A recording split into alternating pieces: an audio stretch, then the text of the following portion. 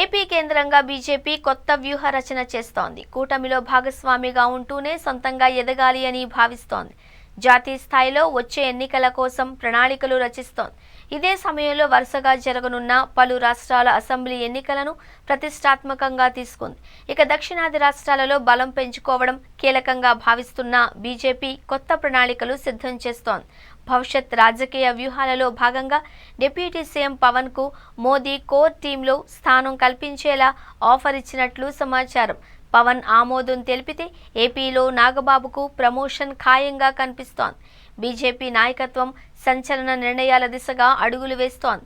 జమిలీ ఎన్నికలకు కసరత్తు చేస్తూనే ఇప్పటి వరకు దక్కని రాష్ట్రాలలో పాగా వేయడం పైన ఫోకస్ చేసింది.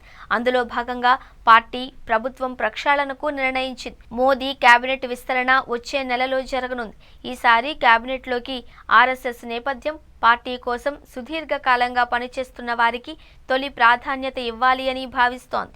పార్టీపై పూర్తిగా పట్టు బిగించి ప్రభుత్వానికి దిశానిర్దేశం చేయనున్న బలమైన నేతని పార్టీ అధ్యక్షుడిగా నియమించను.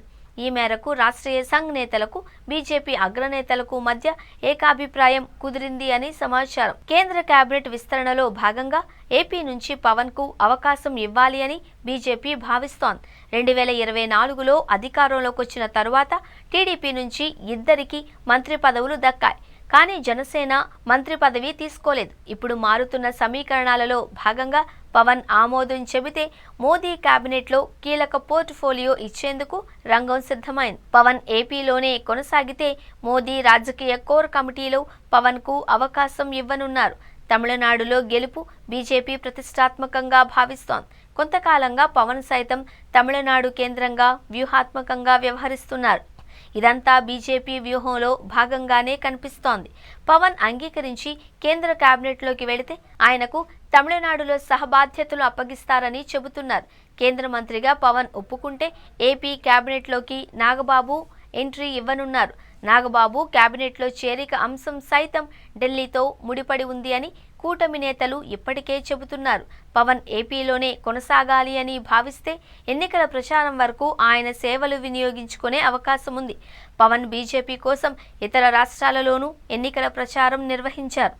అయితే మోదీ టీంలో పనిచేసే అవకాశం పవన్ సద్వినియోగం చేసుకునే అవకాశాలు ఉన్నాయి అనే అభిప్రాయం వ్యక్తమవుతోంది.